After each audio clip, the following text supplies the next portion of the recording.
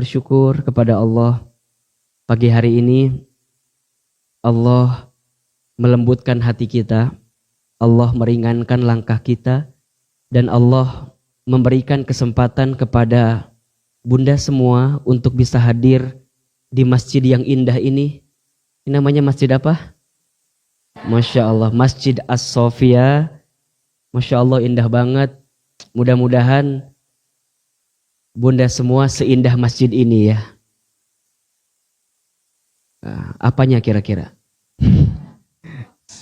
Seindah masjid ini, sebagus masjid ini, indah akhlaknya, indah hatinya, indah pribadinya. Karena kata Nabi SAW, ad-dunya'u mata'un. Dunia ini adalah perhiasan. Wa khairu mata'iha al-mar'atus solihah. Dan sebaik-baiknya perhiasan dunia adalah perempuan atau istri yang soleha. Makanya Ahilman mah dari depan ngelihat banget bunda-bunda yang hadir di sini mah insya Allah soleha semua. Kelihatan dari maskernya ya.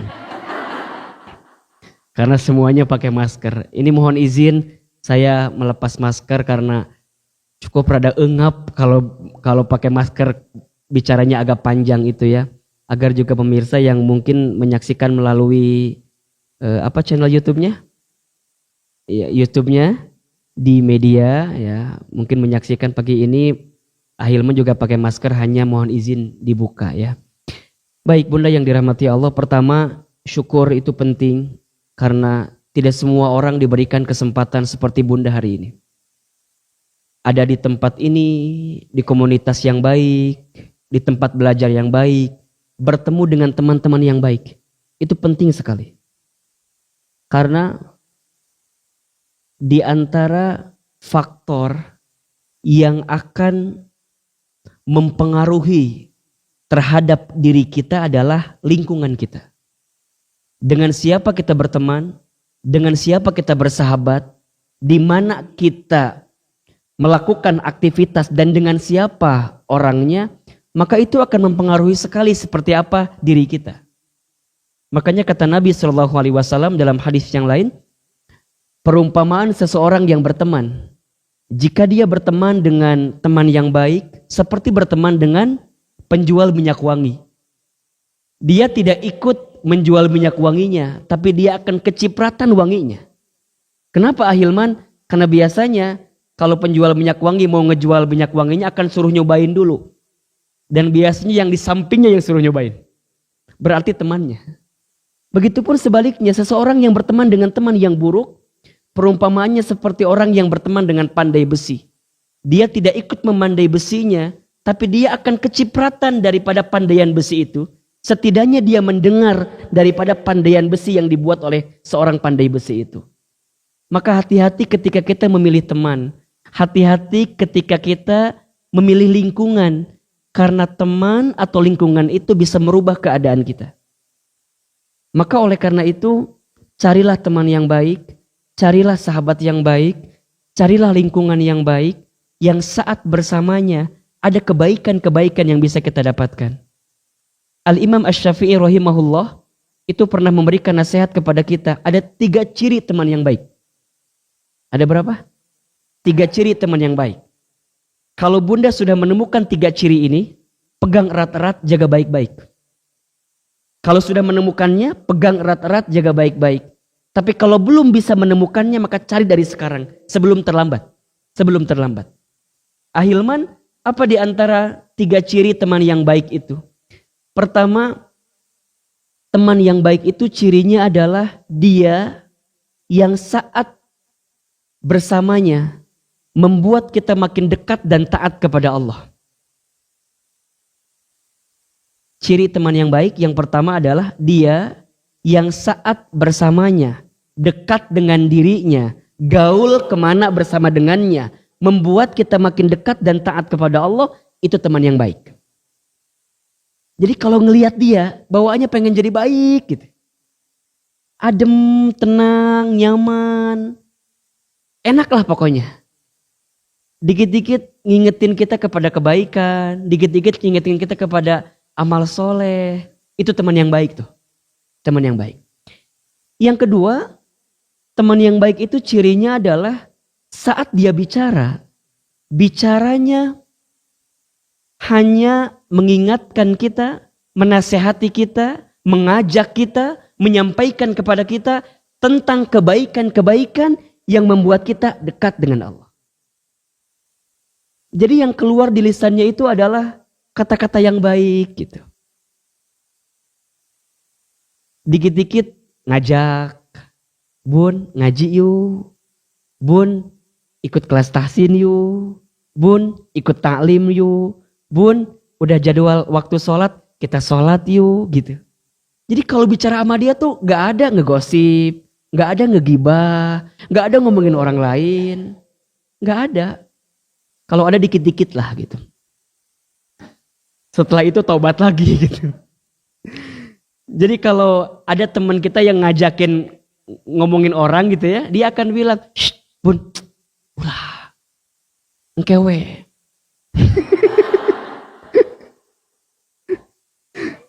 Bun, jangan. Dia memilih kalau dia tidak bisa menenangkan temannya untuk bicarain orang lain, minimal dia menghindar. Karena dia gak mau terjerumus dalam pembicaraan ngomongin orang lain.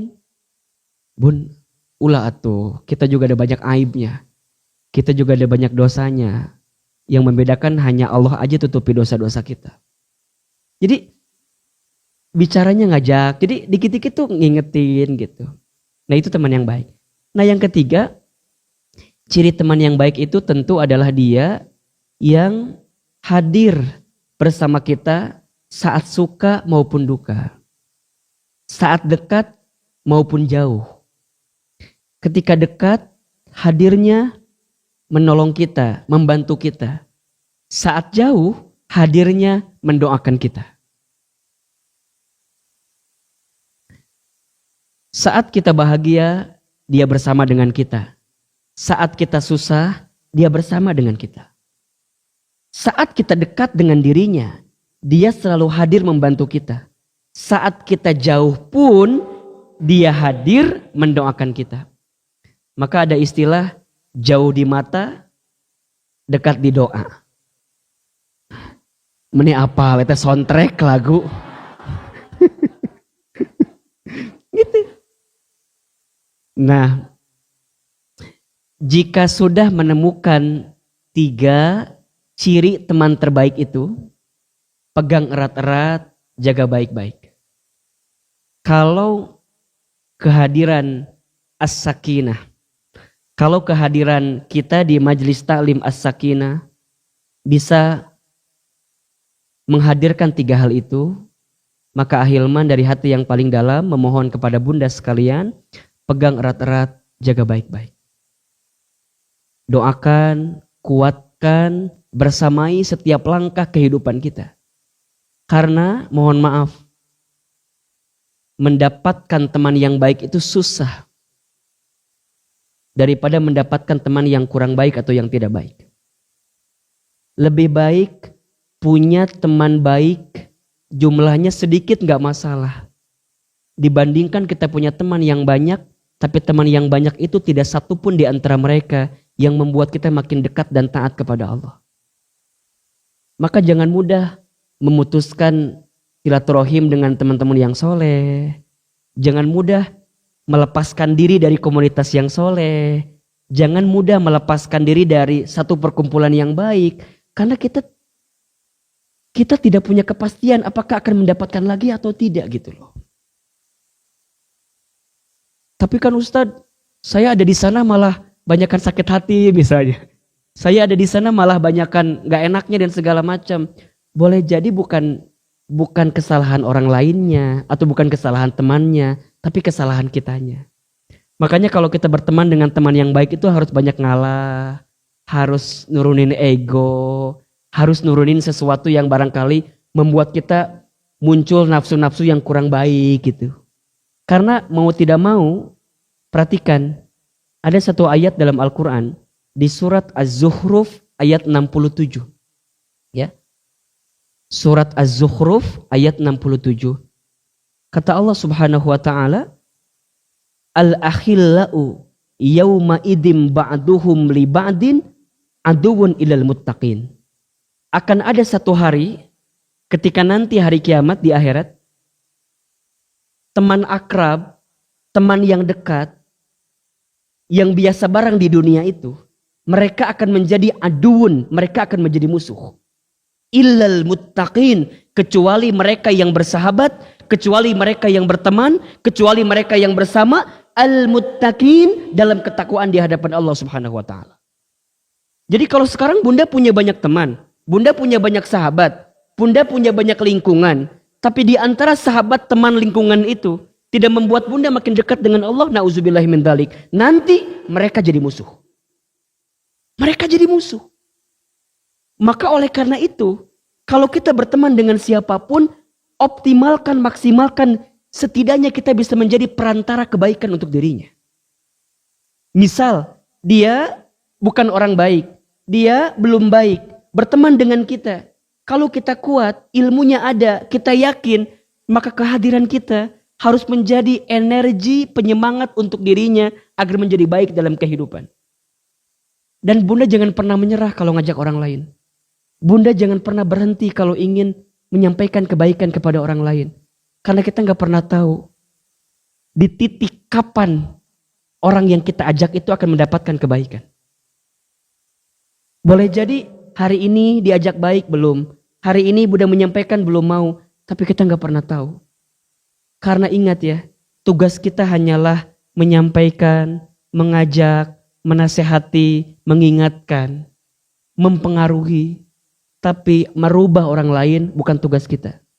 Tugas siapa? Allah dan kemauan dirinya sendiri. Yang bikin kita jadi capek adalah saat kita mengambil hak prerogatifnya Allah untuk merubah orang lain. Seakan-akan orang itu berubah gara-gara kita. Belum tentu dan bukan karena kita sesungguhnya. Jadi tugas kita apa? Ya sampaikan saja kebaikan. Jadilah orang baik. Teruslah berteman dengan orang-orang baik. Kalau Bunda sudah punya banyak teman baik, ajak lagi satu, ajak lagi satu, ajak lagi satu. Terus. Dan apa pahalanya? Man dalla ala khair falahu mithlu ajri fa'ilihi.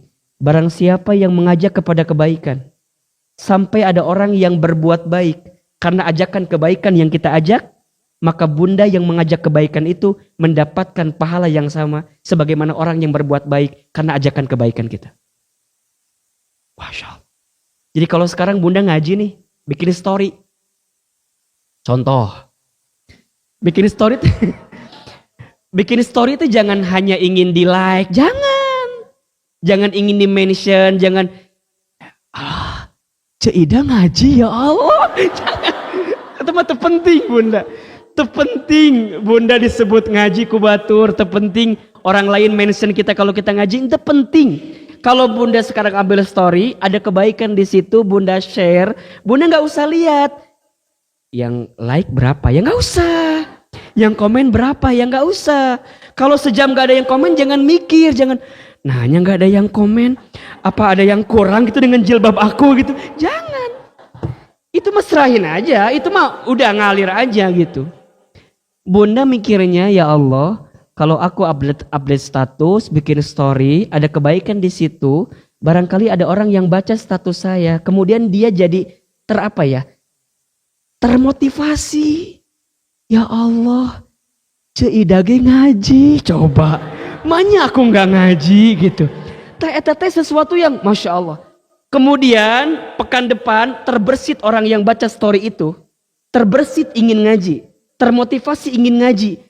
Gara-gara baca storynya Cik Ida. Maka saat dia ngaji, maka saat dia membuat kebaikan, dia dapat pahalanya. Dapat pahalanya. Makanya Bunda yang dirahmati Allah, di awal pertemuan ini, Ahilman ingin ngajak kepada Bunda ya untuk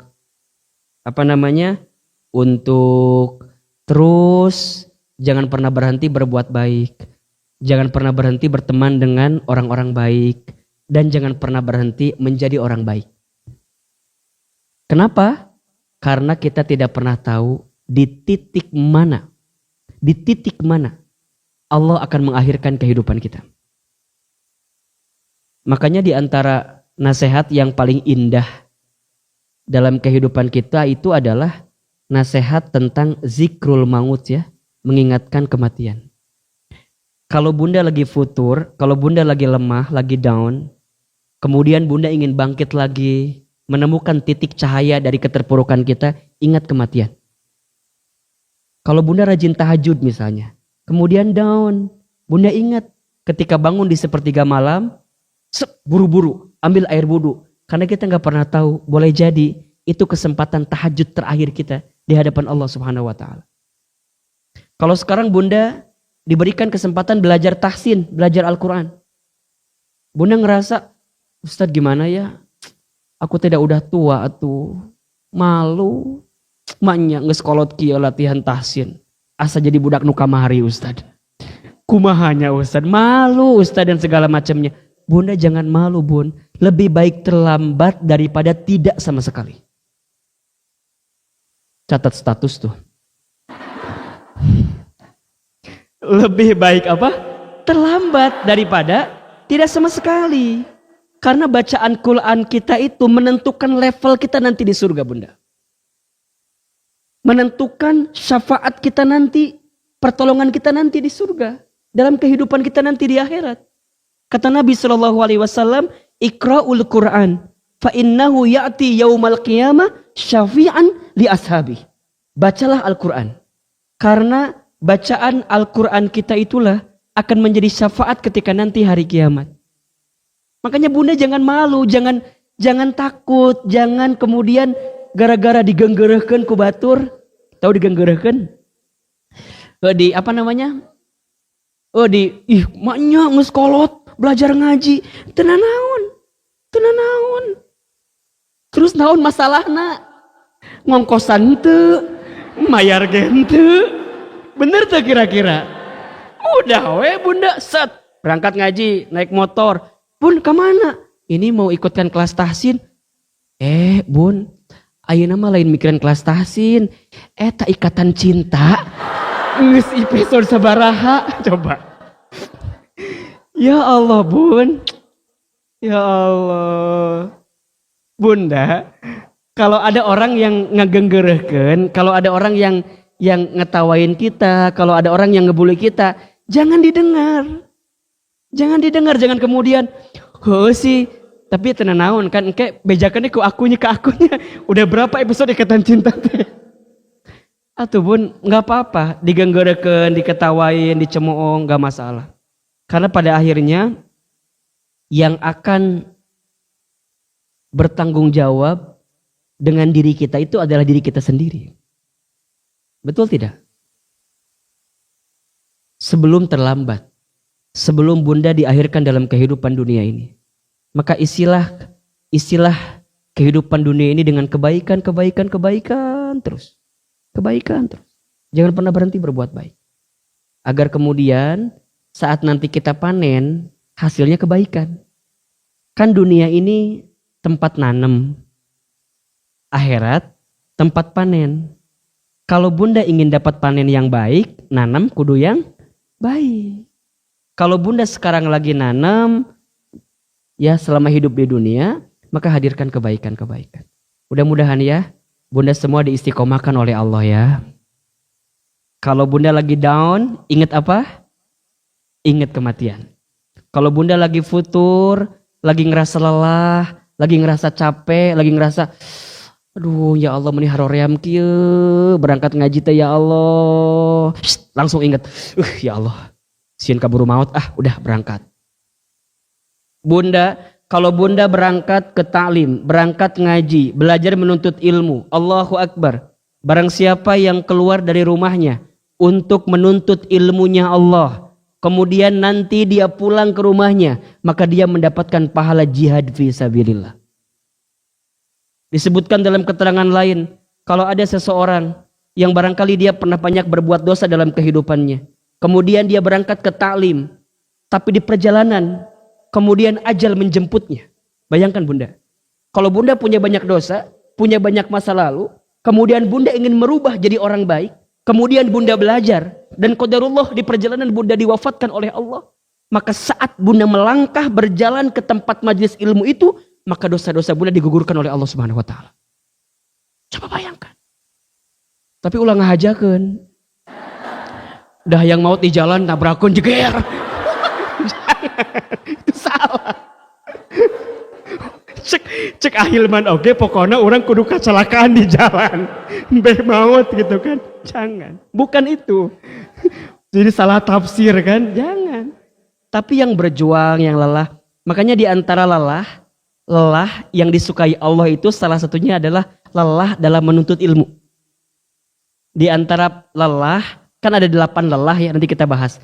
8 lelah yang disukai oleh Allah. Salah satunya adalah lelah dalam menuntut ilmu. Kalau bunda capek, bunda lelah, nuntut ilmu, maka makin besar pahalanya. Idhamul jajai ma'a idhamil balai. Besarnya pahala itu tergantung besarnya ujian. Tergantung besarnya perjuangan. Kalau bunda belajar tahsin dengan Ustazah Wiwin, kemudian di antara kelas itu barangkali ada yang sulit membacanya. Jangan minder sama yang cepat. Karena boleh jadi antum yang lama belajarnya, Allah siapkan pahala lebih besar daripada yang cepat belajarnya. Boleh jadi. Misalnya yang lain nih cepat belajarnya, bunda lama. Baca. Bibi, wah lala, lila gitu. Saking, aduh, ya Allah. Bunda ya, bunda. Ada yang begitu nggak di sini? Yang mana orangnya? Lama gitu, jadi kan bunda teh dapat pahala banyak. 1, pahala makin banyak baca, bener nggak? Kalau kita lancar kan langsung ya, lancar, skip, lewat, bener nggak? Tapi kalau lama, 1, tahu bunda pahalanya apa? 1, pahala makin lama membaca, ya kan? 2, makin sabar untuk kemudian terus membaca. Dan yang paling luar biasa, bunda dapat pahala ketika teman-teman lain ngagenggeureukeun. Saat teman-teman lain teh ngecengin kita gitu, ngeledekin kita, dan bunda sabar. Kan biasa kayak gitunya. Yang lain pada ngomongkan si Ceida mah lila aja.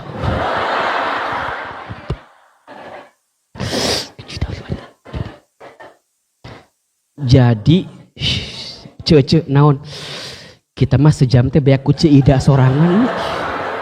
Sebel orang mah. Bunda teh dia ya.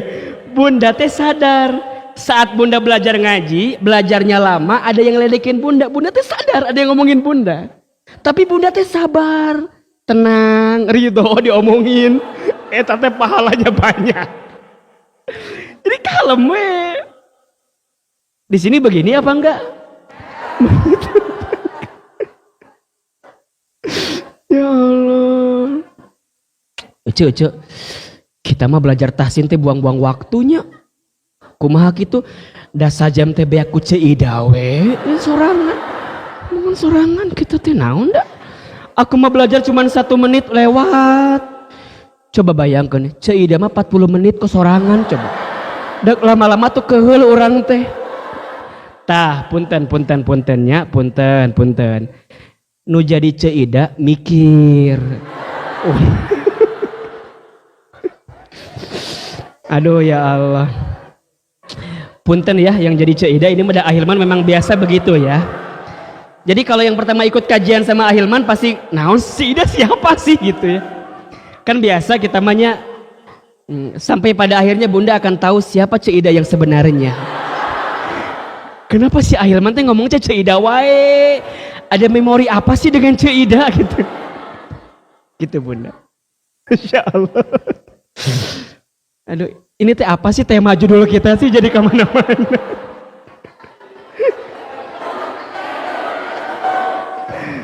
Masya Allah. Ya, gitulah bunda ya. Jadi yang lama ngaji sama Ahilman juga kalau motivasiin ke anak-anak hafiz, anak-anak tahfiz ya. Kalau mereka lagi belajar tahfiz misalnya, Ustadz kenapa ya aku teh meni lama banget ngapalinnya gitu. Saya bilang, boleh jadi Allah sedang menitipkan pahala yang jauh lebih besar untuk antum yang lama ngapalnya dibanding yang cepat. Oh gitu ya Ustaz. Tapi kalilaan get keterlaluan atuh. Kudu aya targetnya gitu. Makanya ada guru, ada pembimbingnya. Dan Bunda nih yang belajar ya, yang belajar, jangan pernah ada sedikit pun di hati kebencian kepada guru kita. Sebel, jengkel itu nggak boleh. Khawatir ilmunya tidak dapat, ilmunya tidak berkah. Makanya kalau Bunda lagi ada ngegerentes,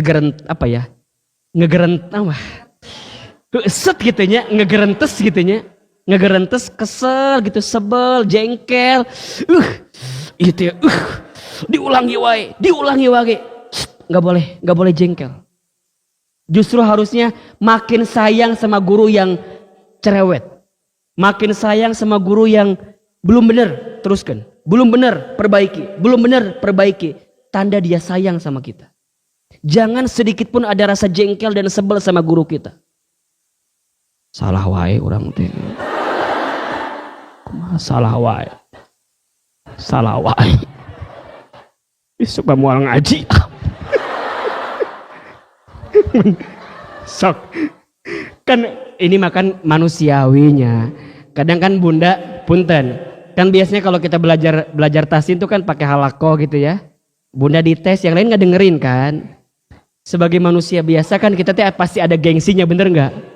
Kalau salah terus kan juga kadang-kadang kita malu kan. Ujungnya kita tuh nyalain siapa coba? Nyalain gurunya, padahal yang salah siapa? Salah kita. Bunda tuh belajar ngaji nih, gantian. Cetuti baca. Cebeti baca. Lancar. Bunda yang nggak lancar dari awal aja udah nggak gerenteng. Ngaji mah ngaji we atuh, ulah dites segala lah, kieu mah da apal, ini mah mempermalukan diri sendiri kieu mah. Bunda belum kebagian, tapi udah tahu, Bunda tuh udah deg-degan. Pas kebagian Bunda salah terus, salah. Ulangi. Kesel kan, makin kesel. Ustazah, geus we lah kieu mah. Gak boleh Bun, gak boleh. Makin sayangnya seorang guru, makin besarnya perhatian. Dan memang wajar Bunda. Biasanya kalau lagi belajar, guru itu, ini kan Ahilman juga gini-gini juga dosen. Gini-gini juga dosen emak-emak. Kalau pas lagi talim di masjid ya, kalau di kampus dosennya mahasiswa. Makanya kalau Ahilman tuh kalau lagi mau nge-refreshing gitu ya, ngajar di kampus. Kalau lagi bahagia ngajar emak-emak. Jadi kalau sampai mana tadi teh pohodanya? Oh iya, biasanya guru itu Bunda, ini yang Ahilman pengalaman ya. Biasanya guru itu sangat kenal dengan 3 jenis murid katanya. 1, murid yang paling cerdas, paling pinter, pasti kenal. Biasanya jadi apa? Andalan. Kalau guru lagi ngajar, kemudian dia agak kesulitan, coba belajar sedikit sama ini gitu. Ya enggak? Lain. Nah, yang kedua, biasanya guru itu kenal sama murid yang paling aktif. Lagi ngajar tiba-tiba batuk. Contoh, batuk ya. Gurunya lagi ngajar batuk. Ustadz, saya ambilin minum ya. Nah, itu kenal. Makanya Ustadz kenal sama jamaah yang biasa ngasih bolu, kenal ya. Yang biasa ngasih kue lapis talas, kenal gitu ya. Kenal. Kalau lebaran ada parcel dikirim sama siapa, pasti kenal ya. Ini mah bukan permintaan tapinya kode lah gitu ya. Yang paling aktif. Misalnya mau minum, airnya mulai habis gitu ya. Ustadz aku ambilin, kenal. Lagi nulis di papan tulis, kemudian spidolnya habis. Ustadz saya ambilin, kenal. Pasti kenal. Yang mau nanya, ngacung, kenal. Yang paling beda pokoknya. Paling beda. Kalau ngaji pasti yang nyari yang paling deket tembok, nyender, kenal pasti. Pokoknya mah Ustad mah apal we. Lamun ngaji nyender ke tembok pasti loba masalah, pasti ya teman. Pasti. Kenapa Ahilman? Iya, karena di rumahnya tidak punya sandaran. Makanya sampai ke pengajian teh nyari sandaran tembok kan gitu. Nah, yang ketiga ya. Biasanya guru itu kenal sama murid yang agak kesulitan untuk belajar ya. Saya nggak mau nyebut belegugnya, nggak mau. Saya nggak mau bilang begitu. Agak kesulitan untuk belajar. Makanya gini Bunda, kalau Bunda merasa kesulitan untuk belajar berarti diperhatiin sama guru, nggak apa-apa. Tapi ulah cari perhatian. Tuh bisa we terus, be diperhatikan, jangan. Ya mudah-mudahan belajar tahsin udah berapa pertemuan? Yang kelas baru berapa pertemuan? 2 bulan. Gimana, senang nggak kira-kira? Seneng nggak? Enggak. Oh seneng. Seneng tapi ngejawabnya sih gandung ngamak gitu. Apa karena ada tuntutan dari Ustazah Wiwin gitu ya? Seneng. Masya Allah ya Rabbana ya Karim. Bunda, Masya Allah. Itu nasihat dari Ahilman. Pertama, semangat. Mudah-mudahan belajar tahsinnya makin Allah berkahi ya. Allah ridho. Setiap kesulitan yang kita dapatkan lagi belajar itu anggap aja sebagai pahala yang besar dari Allah. Ya, mudah-mudahan nanti kalau sudah selesai, berapa pertemuan biasanya teh? 1 semester, nanti kita ada tasyakuran, nanti kita bisa ketemu lagi, nanti sekaligus juga ada penghargaan gitu ya. Ya pelan-pelan lah, pelan-pelan kita belajar. Ahilman itu ingin sekali, berharap sekali awal dari peradaban yang baik itu bermula dari kualitas perempuannya. Khususnya ibu di rumahnya. Ibu di rumahnya. Jika sebuah bangsa ingin besar, maka mulai perhatikanlah perempuannya. Mulai perhatikan perempuan. Mulai perhatikan bagaimana perempuan itu beraktivitas dalam kehidupannya. Makanya di antara wasiat yang pernah Nabi sampaikan, di antaranya apa? An-nisa ittaqun nisa. Wanita jaga kaum wanita.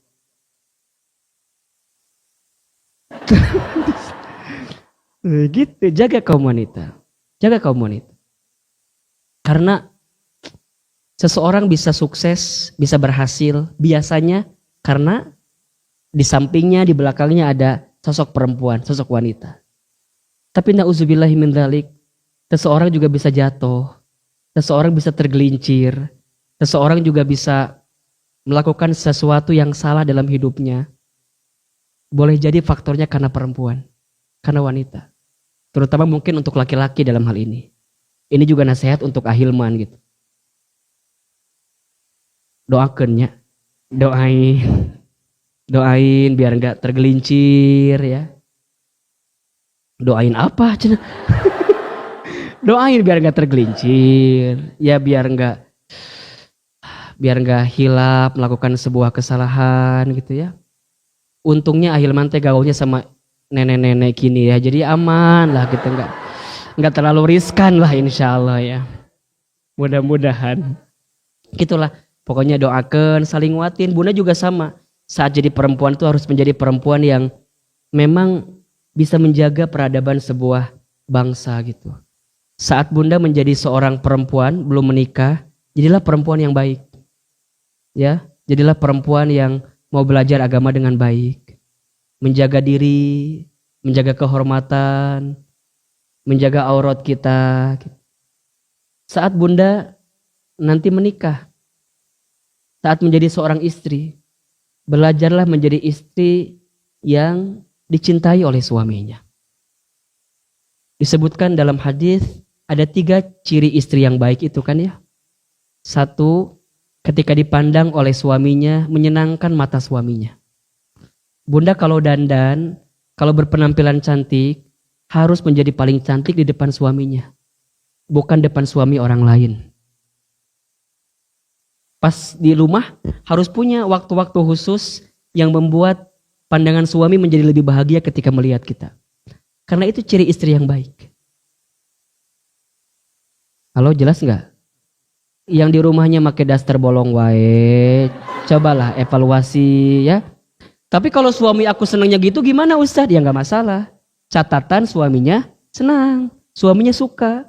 Makanya kalau di rumah tangga nanya sama suami, sayang, kamu itu sukanya aku pakai baju apa? Nah, kalau jawabannya, aku mah suka kamu teh pakai baju ini, daster ini, yang warna ini, jenisnya begini, berikan yang terbaik. Berikan yang terbaik. Itu pahala Bunda, pahala. Yang kedua, ciri istri yang baik itu adalah saat diperintah oleh suaminya, dia taat selama suaminya memerintahkan yang baik-baik. Yang tidak melanggar syariat, maka Bunda ikutin perintahnya. Taat patuh kepada suami. Jadi seorang istri itu pahalanya luar biasa. Wajar capek, karena pahalanya luar biasa. Capek gak jadi istri? Nah, tuh mau jadi istri.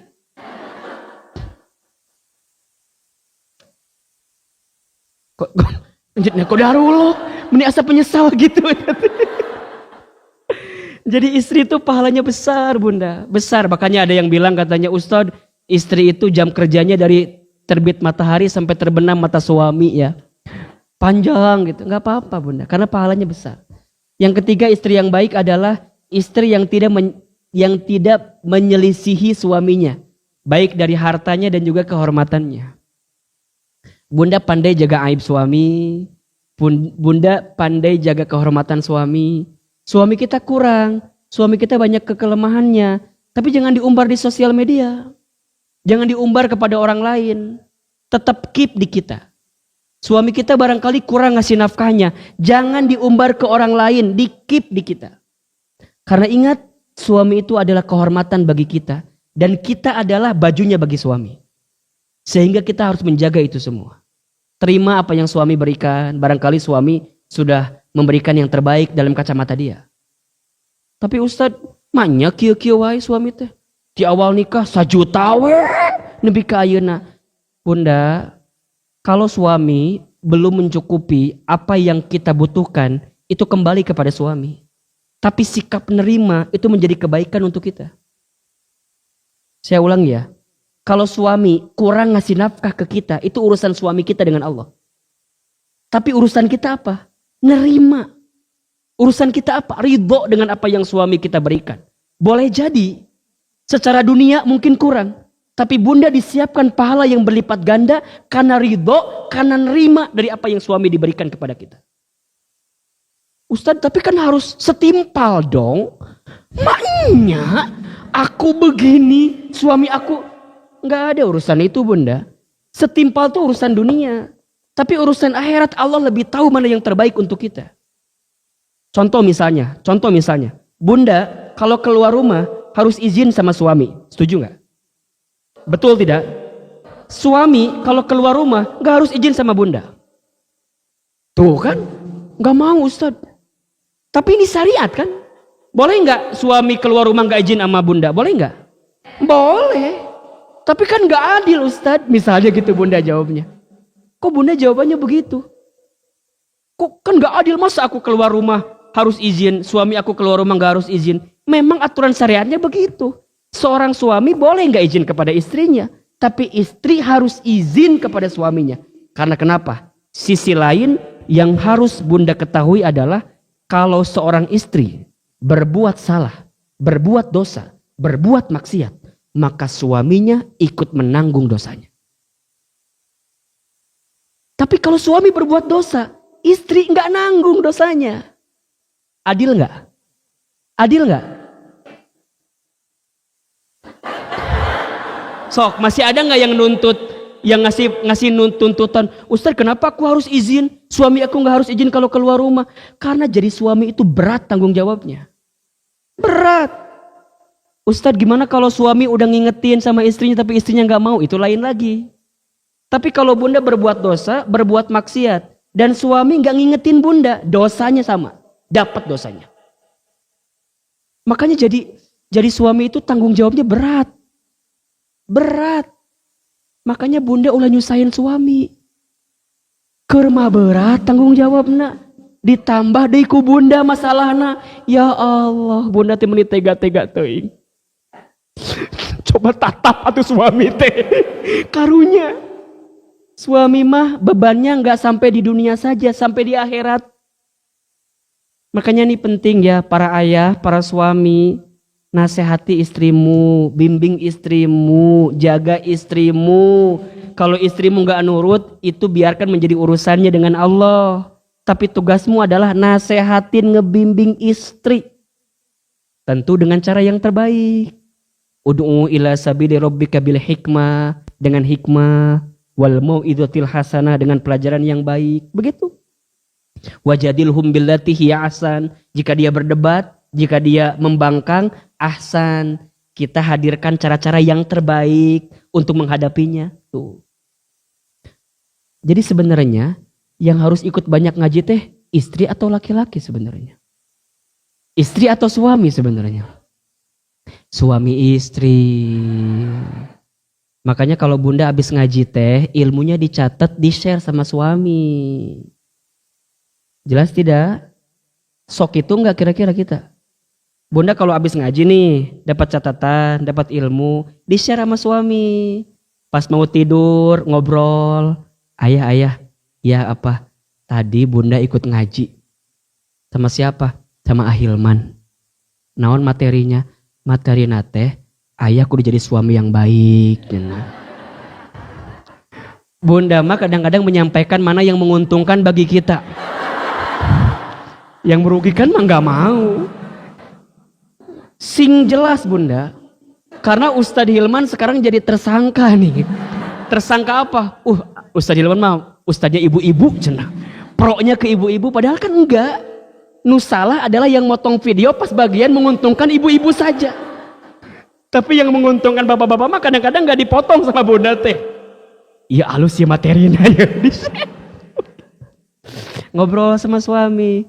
Karena Ahilman sering menemukan ada seorang istri yang ngaji, tapi habis ngaji teh malah jadi sombong sama suaminya. Malah jadi merasa paling benar depan suaminya. Bunda, tadi ngaji? Naon materina? Tong sok hayang apalah. Da percuma si ayah diterangkan ge mau ngerti-ngerti ku aku. Jangan begitu. Ada nggak yang begitu di sini nih? Kalau bunda habis ngaji ditanya sama si ayah, Bu, habis ngaji apa materinya? Enggak, setelah ulah loba nanya da percuma. Percuma da diterangkan ge mau ngerti. Da kamu mah sama aku beda IQ-nya. Kamu mah ya di bawah lah. Mau ngerti kamu mah tetap nggak akan mengerti apa yang aku sampaikan. Nauzubillah. Yang paling kesal mohon maafnya, nu paling sebel adalah istrinya ngaji ke Ustadz A, suaminya ngaji ke Ustadz B, sampai di rumah debat. Padahal kan ngaji. Dua-duanya ngaji, tapi di rumah berdebat. Bahkan mohon maaf ada yang bercerai gara-gara itu. Yang benar saya, kata Ustadz saya ge, iyo piring jeger. Enggak, iyo jeger. Ayah, sari di luar. Mama, keluar ti imah. Padahal dua-duanya ngaji, dua-duanya belajar agama. Berarti gimana Ahilman? Berarti kalau kita ngaji, sudah punya ilmu, komunikasikan. Beda wajar bunda, pasti beda tuh. Apalagi urusan fikih. Tata di dalam ibadah kita pasti ada yang berbeda. Ayo nu sholat subuhnya pakai kunut, ada nggak? Ada. Ada yang sholat subuhnya nggak pakai kunut? Ada. Mangga, dua-duanya kan ada dalilnya. Betul apa enggak? Yang salah yang mana? Yang salah yang nggak sholat subuh. Makanya kita tidak boleh berbeda pada yang sifatnya usul, pada yang sifatnya fondasi, nggak boleh beda. Tapi yang sifatnya furu itu boleh berbeda dan pasti berbeda. Jelas kira-kira? Apalagi sama suami. Ya Allah, maknya gara-gara berdebat seetik-etik aja meni masya Allah, meni panjang teh ya Allah. Sampai kadendam, nggak mau aku menyapa kamu. Kamu akui dulu kalau aku benar. Cek suaminya, enggak aku yang benar. Nggak sih mending tong ngaji gitu mah. Kan ngaji tuh biar kita makin taat, makin patuh sama kebaikan-kebaikan, makin lembut hatinya gitu. Ya jelas nggak? Jelas. Itulah. Ini banyak pendahuluannya. Kita materinya belum masuk ini teh. Ya Allah. Yuk langsung Bunda. Kita akan bahas tentang penyebab hati mudah kecewa dan menderita. Ada yang sekarang kecewa hatinya? Ada yang sedang menderita hari ini? Nggak usah jujur Bunda, karena kelihatan dari wajahnya nih. Wajah-wajah kecewa dan menderita semua ini Maya. Satu, ini alasan ya mengapa hati mudah kecewa dan menderita. Satu, terlalu berharap kepada selain Allah. Terlalu apa? Terlalu berharap kepada selain Allah. Berarti kepada siapa? Kepada manusia. Kepada manusia, kepada urusan-urusan yang ada di dunia ini. Kalau Bunda sudah terlalu berharap kepada selain Allah, siap-siap. Pasti kita akan dibuat kecewa dan menderita. Saat apa yang kita harapkan itu tak sesuai dengan kemauan kita. Bunda berumah tangga, berharap terlalu kepada suami, siap-siap kecewa. Ketika suami melakukan sesuatu yang tidak kita inginkan atau kita harapkan. Bunda punya bisnis, punya usaha. Terlalu berharap kepada ikhtiar dari bisnis usaha kita. Siap-siap kecewa. Saat apa? Saat bisnis kita tak mendapatkan keuntungan. Tanyakan ke hati. Kalau ada yang kecewa, ada yang menderita, pasti penyebabnya terlalu berharap kepada selain Allah.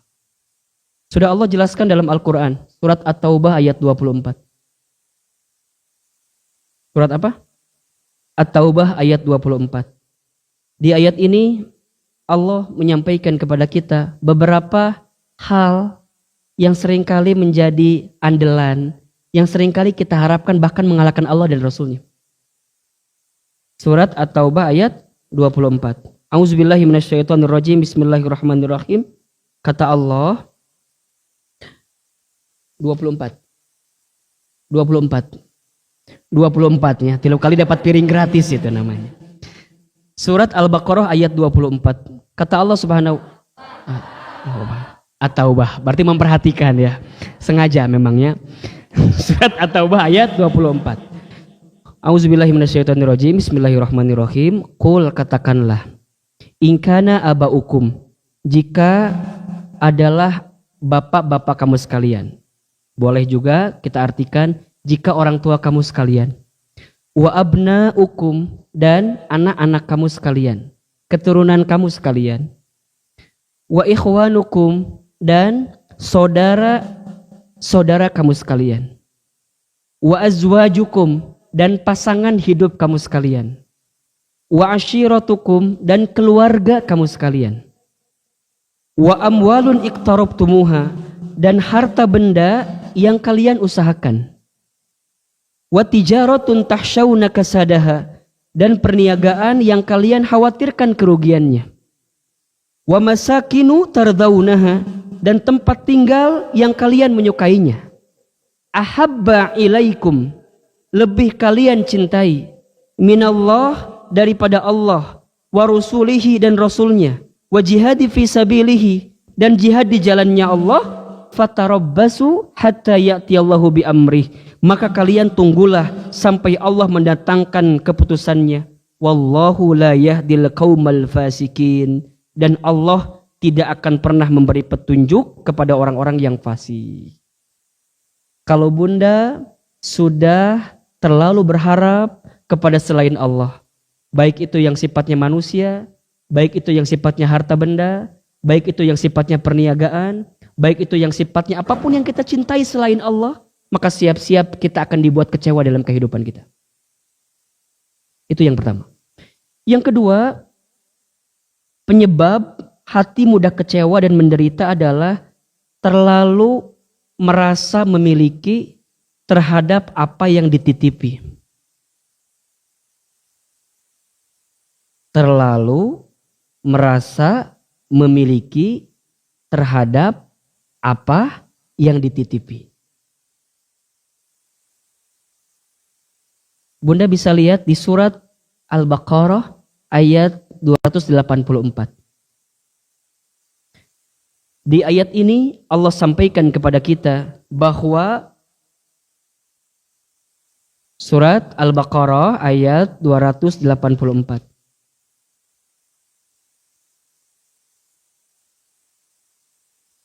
Ya.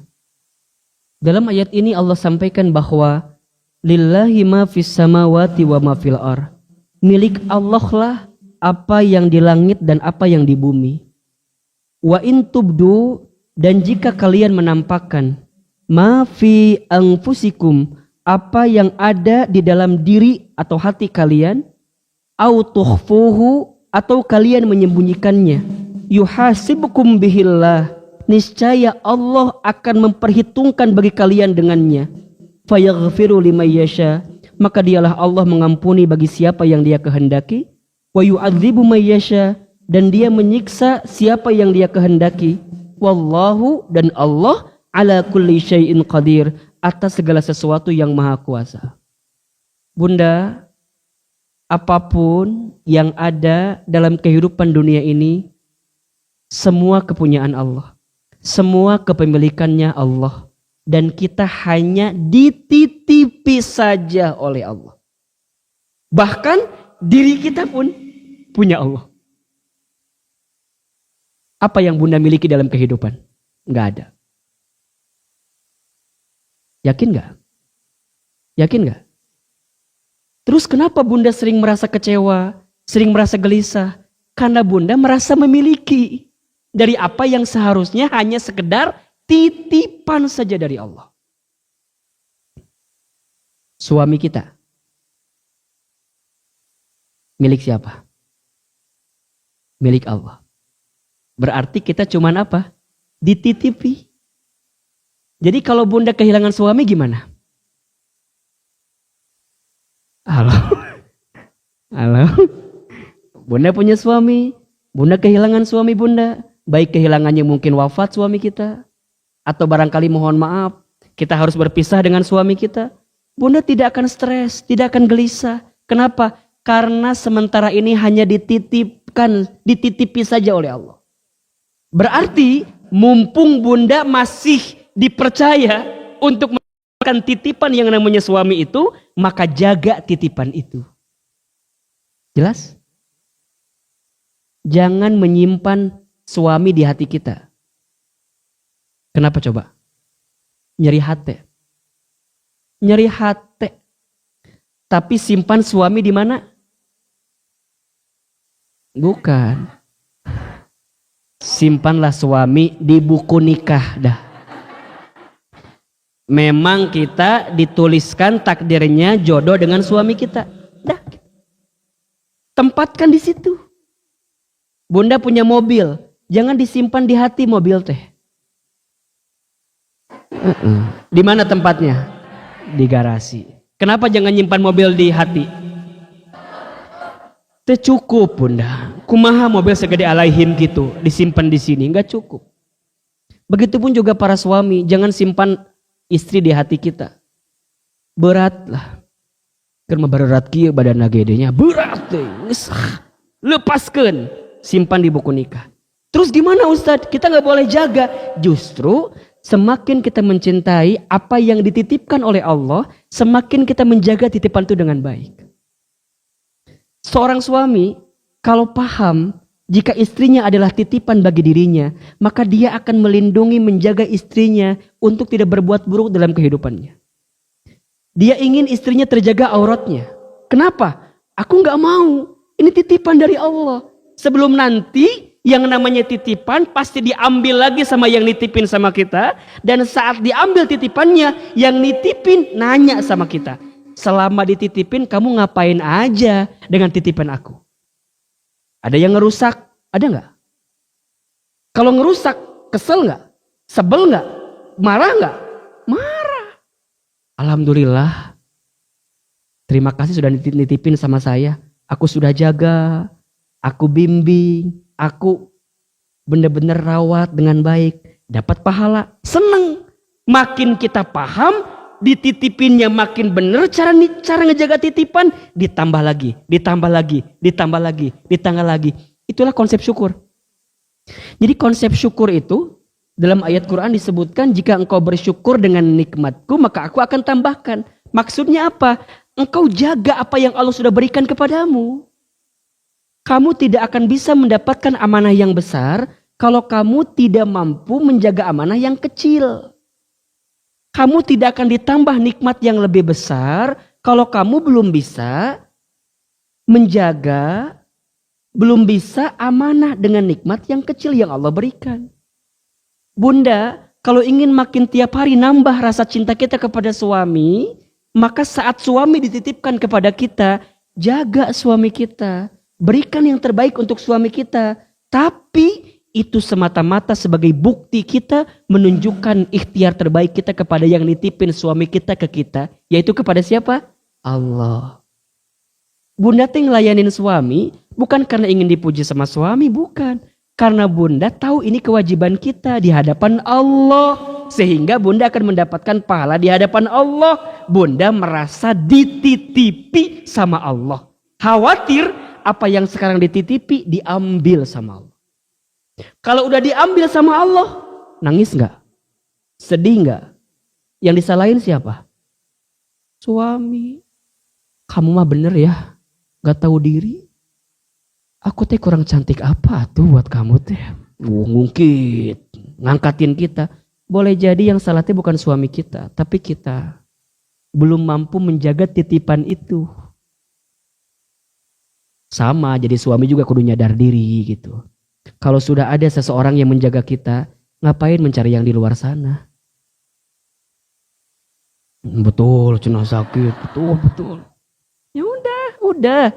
Kan sebenarnya yang membuat hidup kita itu susah, menderita karena kita nggak merasa pernah cukup dengan apa yang Allah berikan, dan kita juga ngerasa bahwa kita seakan-akan nggak dititipi padahal sedang dititipi saja gitu loh.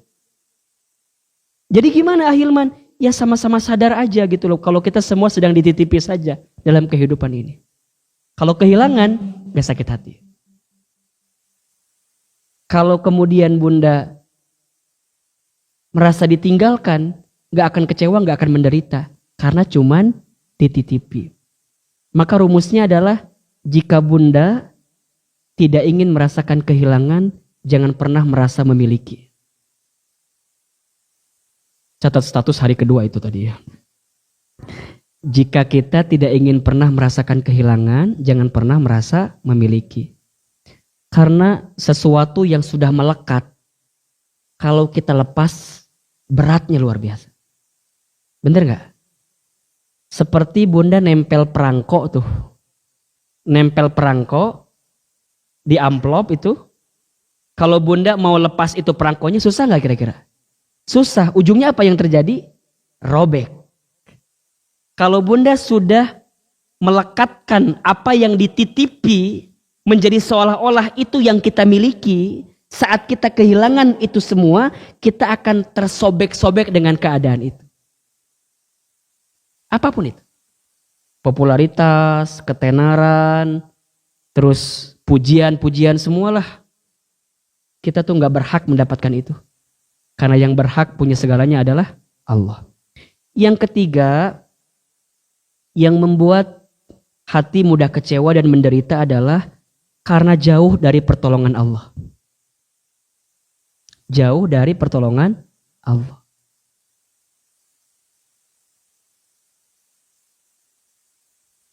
Kalau bunda sedang punya masalah, biasanya yang kita kejar adalah pertolongan dari manusia.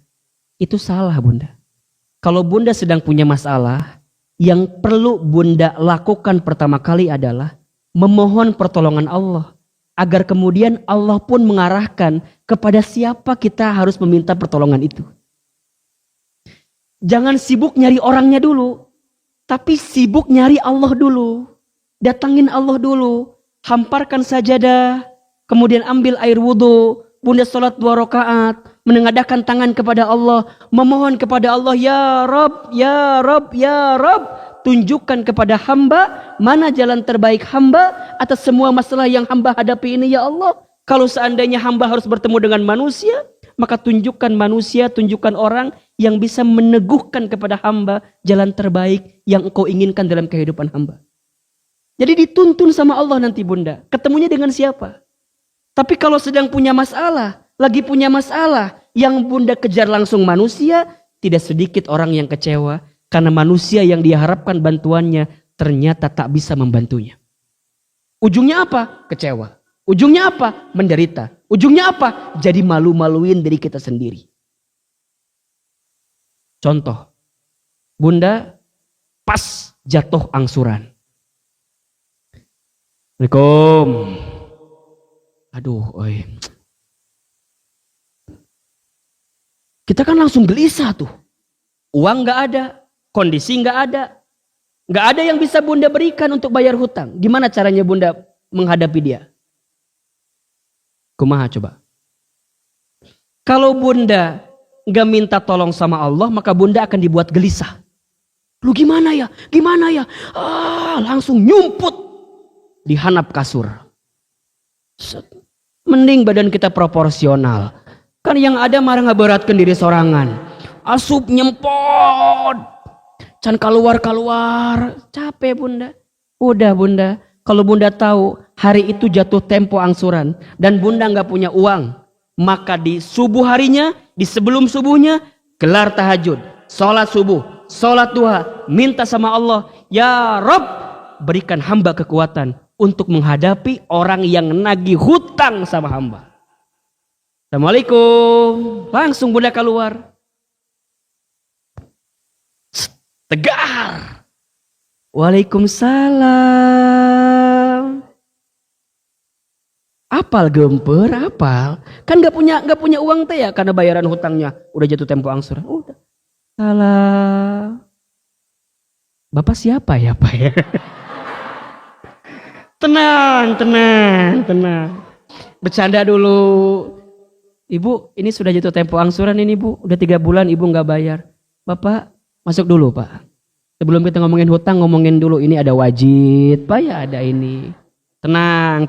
Suguhin dulu. Bapak mau minum apa? Tenang. Barulah bunda bilang, Pak, bukan saya nggak mau bayar hutang, Pak. Tapi kondisinya begini. Lancar ngomong itu. Setelah itu, Bapak, kalau udah begini caranya, saya serahkan kepada Bapak. Bapak maunya gimana? Jelas-jelas saya nggak ada uang.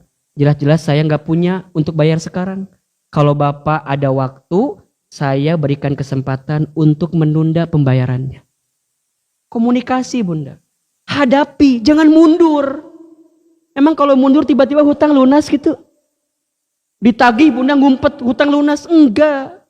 Hadapi, jalani, yakin. Dunia namanya juga.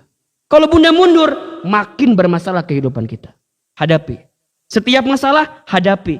Tapi hadapinya jangan mengandalkan diri kita. Andalkan siapa? Allah. Hasbunallah. Wa ni'mal wakil. Ni'mal maula. Wa ni'man. Demi Allah bunda. Yang memudahkan urusan kita. Yang melancarkan urusan kita. Itu bukan karena hebatnya kita. Tapi karena apa? Pertolongan Allah. Keterlaluan. Kalau bunda sudah tahu banyak masalah. Punya masalah. Tapi jarang minta tolong sama Allah.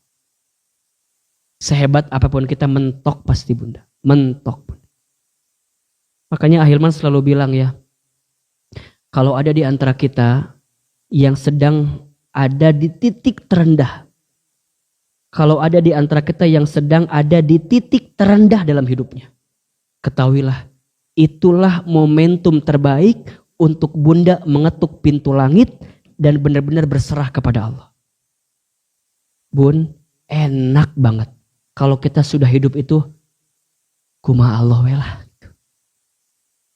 Bunda kalau sudah menemukan titik, sudah berjuang, sudah berikhtiar, sudah bersikeras, sampai bunda mengungkapkan kalimat, ya Allah, kumaha Allah welah. Itu tuh, enak gitu. Kumaha Allah, ikutin maunya Allah. Ya Allah, kalau memang kondisinya harus begini, hamba terima ya Allah. Nah makanya yang keempat, yang membuat hidup kita mudah kecewa itu karena tidak ikhlas. Tuh, tidak apa? Tidak ikhlas. Ahilman, ikhlas teh apa ya? Ikhlas itu artinya membersihkan hati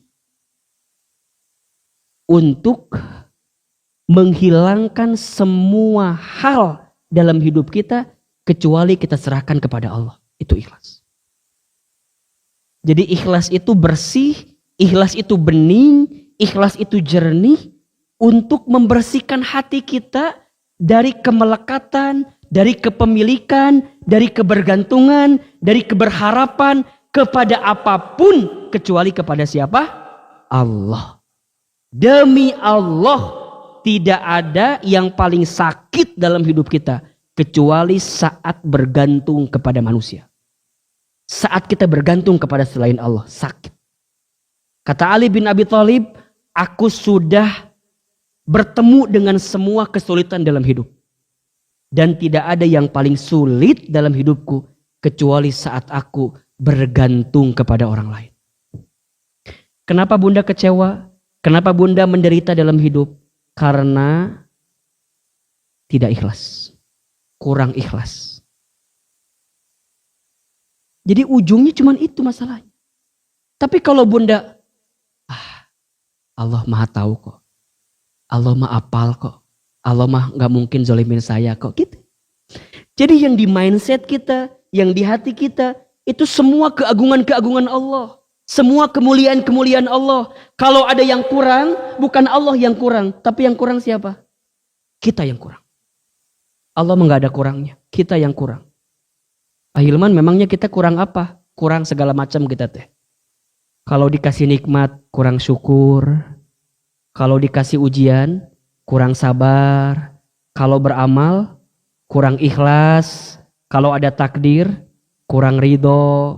Kalau dikumpulin, kurang ajar kita teh. Dan yang kurang itu bukan Allah, yang kurang siapa? Kita. Tapi selama ini tidak sedikit di antara kita kalau sedang kurang, hidupnya yang nyalain siapa? Nyalain Allah. Ya Allah, nahabet kieu ya Allah. Kok gini-gini amat ya Allah. Ya Allah, aku teh kurang apa coba? Tahajud tiap jam 8 pagi. Duha eta mah. Saum Senin Kamis, ikut kelas belajar taklim, tapi menikir-kir teuing ya Allah hirup aku teh. Bukan salah Allah, salah siapa? Salah kita, kurangnya kita di kita kurang. Yang paling poin utamanya kurang ikhlas, itu aja. So, sekarang kita belajar. Belajar kira-kira kita teh sudah ikhlas atau belum? Udah ikhlas atau belum? Nih contoh ya. Belajar biar Bunda bisa ikhlas. Sehingga Bunda gak mudah kecewa dalam hidup. 1. Sampai jam berapa kita kajian ini? 11. Berarti 2 menit lagi dong. Baik, cukup sekian dan terima kasih.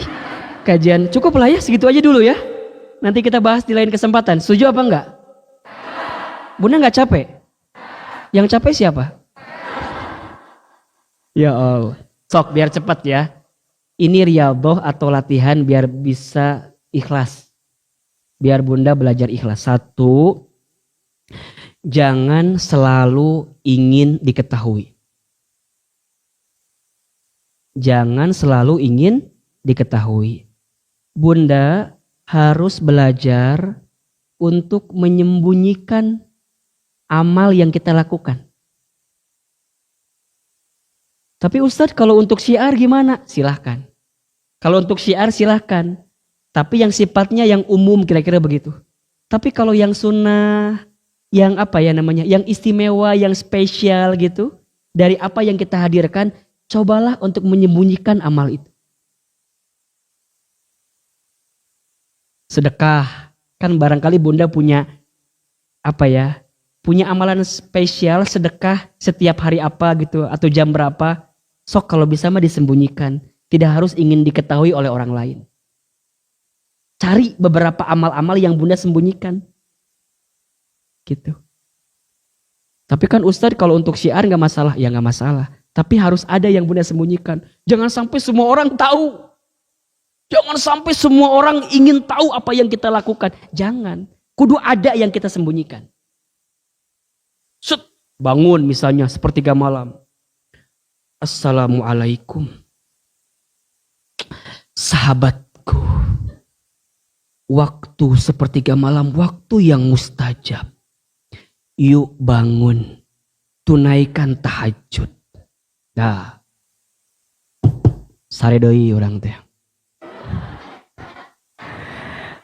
Bunda teh naon eta teh? Pengumuman. Kalau orang lain biar Bunda tahu, kalau orang lain teh kalau Bunda teh bangun di sepertiga malam naon maksudna? Terus gimana? Kadang-kadang kita pengen nge-share, beak waktu udah nge-share terus ka batur. Tahajud henteu nge-share iya. Hati-hati.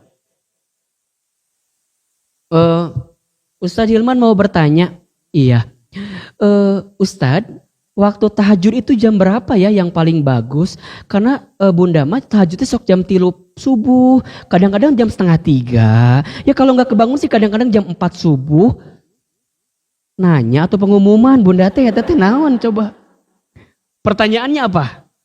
Waktu ideal tahajud. Tapi yang orang lain tangkap apa?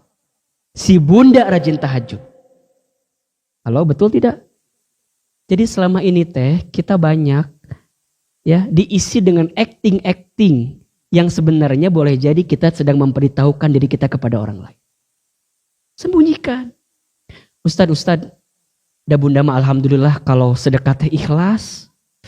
Palingan hari Jumat we 10 juta palingannya ya nggak banyak sih kan ya, setiap Jumat we 10 juta. Tapi jempenya jangan dibilang-bilang sama yang lain. Ari Bunda keur ngomong ka saha eta teh? Kan ngomong ke orang lain, kan Ustadz teh orang lain juga. Berarti kalau begitu indikasilah keikhlas itu. Satu, riyadhah, belajar agar kita bisa ikhlas. Gimana caranya? Jangan selalu ingin diketahui orang lain. Yang kedua, jangan selalu ingin dilihat oleh orang lain. Jangan selalu ingin dilihat oleh orang lain.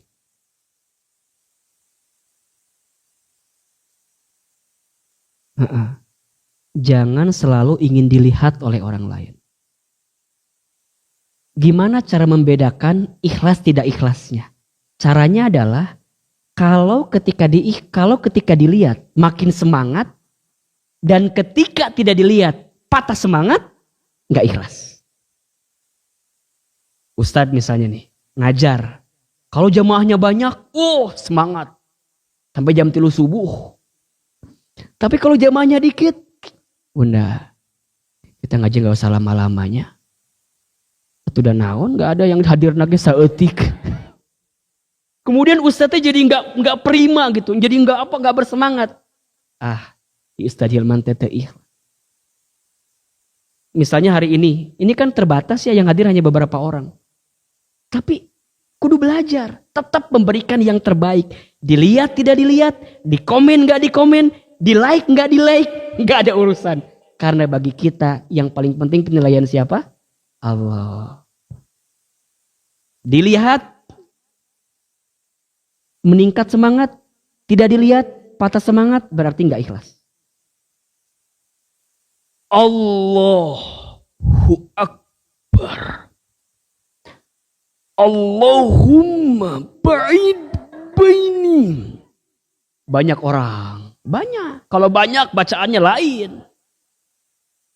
Bismillahirrahmanirrahim. Wah, banyak orang. Orangnya nggak ada. Allah Akbar.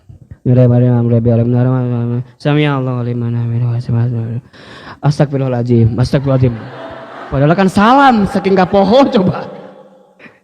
Saking sibuk ingin dilihat. Yang kuduna salam jadi astagfirullah coba. Lamun sholat teh. Justru Bunda kalau sedang sendirian harus lebih khusyuk. Kalau lagi sendirian harus lebih khusyuk. Kita mah kalau nggak ada orang yang ngelihat jadi nggak khusyuk. Ngaji jadi nggak khusyuk. Belajar jadi nggak khusyuk. Menampilkan amal-amal jadi nggak khusyuk. Naon, nggak ada yang ngelihat, percuma. Masak, wih, masya Allah. Kalau yang datang orang-orang penting dan segala macam yang bunda inginkan, kemudian bunda perlihatkan. Yuk tinggalkan, masak kurang. Coba, tidak berpengaruh terhadap rasa masakan, tetap itu enakan. Ya, 3. Yang pertama tadi apa? Jangan apa? Jangan selalu ingin diketahui. Caranya apa? Buat sesuatu yang tersembunyi dalam hidup kita. Yang kedua, jangan selalu ingin dilihat, ya. Gimana cara ngelihatnya? Tambah semangat ketika orang lain lihat, patah semangat ketika orang lain tidak melihat. Berarti itu tidak ikhlas. Tapi kalau ikhlas mah nggak ada urusan. Dilihat nggak dilihat, di like nggak di like, di komen nggak di komen, nggak ada urusan. Karena yang paling penting penglihatan siapa? Allah. Yang ketiga, belajar ikhlas ya. Jangan selalu ingin dipuji. Makin naik level nih. Jangan selalu ingin dipuji. Jangan bunda. Apa yang harus dipuji dalam hidup kita dan gak ada yang harus dipuji sebenarnya. Jangan selalu ingin dipuji. Malah kalau bisa mah kita harus siap dengan cacian, dengan makian, dengan bulian. Bunda, coba Ahilman mau tanya, mana yang paling membahayakan kita? Pujian atau hinaan? Orang ngehina kita, sebogor ngehina Ahilman misalnya. Tidak akan merubah. Kalau niatnya kita benar, tulus karena Allah, harusnya tidak akan merubah apa yang bisa kita tampilkan. Tetap aja begini. Betul? Justru yang paling berbahaya itu adalah apa? Pujian. Nyamuk itu berjatuhan karena apa? Karena tepuk tangan. Hebat. Keren. Makin ditepuk, makin nyamuk lewat, makin berguguran itu nyamuk. Makanya ya Allah, na'udzubillah, berlindung dari pujian, berlindung dari apapun sanjungan. Makanya Ahilman selalu minta sama bunda, kalau ketemu ya, bunda doain ya, doain saya ya. Makin banyak orang yang suka, makin banyak orang yang muji, sesungguhnya itu ujian yang sebenarnya. Ustaz, jamaahnya banyak ya. Apa masalahnya? Terus apa untungnya? Nggak ada jamaah juga biasa aja. Kita juga dulu orang biasa. Terus gimana? Ya biasa aja. Tapi kalau kita makin tinggi. Ingetin. Ustadz, jangan sombong. Ustadz, inget. Saya tuh bunda paling senang kalau dinasehatin, diingetin, dikasih tahu. Senang banget. Justru kalau ada orang yang menghina kita, yang mencaci maki kita, menguntungkan bagi kita. Karena kenapa? Karena biasanya kalau kita sedang menemukan hinaan, sedang menemukan penderitaan, kita akan kembalikan semuanya kepada Allah. Setiap orang pasti punya fase-fase itu, bunda. Bunda juga jangan ingin dipuji lah. Ya, bunda misalnya dandan, kan suka gitu ya. Bunda tuh dandan bukan untuk dipuji, tapi untuk menghormati orang lain. Jelas? Kan kalau bunda dandan kadang-kadang ingin dipuji sama yang lain kan. Itu mah gak penting. Kenapa bunda dandan yang cantik? Karena bunda ingin menghormati orang lain. Kalau saya dandannya baik, Ahilman kalau pakai baju yang baik, berpenampilan baik, justru saya menghargai orang yang bersama dengan saya. Orang gak muji saya, gak akan stres. Nah hanya mending gak ada yang kumaha gitunya ngucapkan, bun, kok cantik banget. Nah hanya dari jam 11 tadi asa wanu muji kieu ke saya teh. Jangan. Data penting bunda. Orang muji kita enggak puji kita mah enggak penting. Justru yang paling penting mah kita ingin menghormati orang lain. Bunda nih dandan pakai apa namanya? Bulu mata palsu. Buat apa? Buat apa? Keberat-berat iya urat mata tidak? Kieu tidak. Makanya jangan kaget kalau sudah tua jadi uratan panon teh. Tidak berat, berat memikul beban bulu bulu mata palsu. Bunda, kalau pakai kain kayak gitu-gitu niatnya untuk menghormati orang lain, bukan untuk dapat pujian. Ujungnya apa? Kalau nggak dapat pujian jadi kesal balik ke imah teh. Nu muji pisan. Kieu. Nu muji pisan. Jadi selama Bunda eta dandan, pakai dandanan terbaik, Bunda ngarepin pujian, nu muji capek sorangan. Selama kondangan kieu be aya nu muji ke saya. Capek Bunda. Bunda pengen kelihatan langsing. Kumaha coba? Tahan napas. Yang ada apa yang terjadi? Nyiksa diri, kehilangan oksigen, engap maut. Kan lucu Bunda. Ketika ditanya, si Bunda ini meninggal karena tahan nafas. Ingin disebut langsing, nyeri hati Bunda. Apa adanya aja lah. Bunda hidup dengan penuh kepalsuan teh capek. Capek nggak kira-kira? Capek. Semuanya serba palsu atau naon? Capek Bunda. Ya, maka yang ketiga, belajar ikhlas, jangan selalu ingin dipuji. Yang keempat, jangan selalu ingin dihargai. Jangan selalu apa? Ingin dihargai. Ayah, hargai atuh mama teh. Cek si ayah sabaraha hargana. Jangan Bunda. Bunda saat jadi ibu ke anak, nah kakak teh atuh lihat mama. Mama teh banting tulang. Tijanari kini. Nges hudang, nges masak. Keur kamu, nari kamu mending tengah hargain mama. Cek budak teh, mama sabaraha harga mama teh. Dikitukeun nyeri hati, jangan ingin dihargai. Dan untuk apa kita teh berbuat seperti itu? Justru memang sudah jadi kewajiban kita sebagai ibu untuk ngurus anak-anak kita. Anak-anak kita nggak ngehargain, nggak usah jadi stres buat kita. Bunda ingin diperlakukan spesial. Hargai aku. Aku teh yohnya untuk ada di sini. Berkorban aku teh. Ninggalin suami aku. Ninggalin anak-anak aku. Hanya untuk as-sakinah. Emang lain tuh. Yang lain juga sama. Terus kudu apa masalahnya? Kalau ingin dihargai, kalau ingin dianggap, kalau ingin dispesialkan, kalau ingin diistimewakan, emang yang lain enggak? Ujung-ujungnya yang ngedenger tuh bukan enak tapi enak. Naon sih? Ngomong ke naon ya teh? Pasti gitu. Karena kenapa? Kita ingin dihargai. Jadi gimana? Ya biasa aja lah. Just the way you are. Apa artinya? Buanglah sampah pada tempatnya. Ya udahlah. Bun, sayang, perhatikan ya. Kita itu dihargai, dihormati karena apa coba? Karena Allah nutupin aib-aib kita. Itu aja. Dan kalau dibuka aib Ahilman teh, gak ada yang mau dengerin ceramah Ahilman. Untungnya Allah masih nutupin aib-aib kita. Dan kadang kita jarang bersyukur dengan itu semua. Maka jangan gila penghargaan, jangan gila penghormatan. Bunda saat jadi istri, saat jadi ibu, jalani kewajiban kita, berikan yang terbaik. Biarkan yang memberikan pandangan hasilnya siapa? Allah.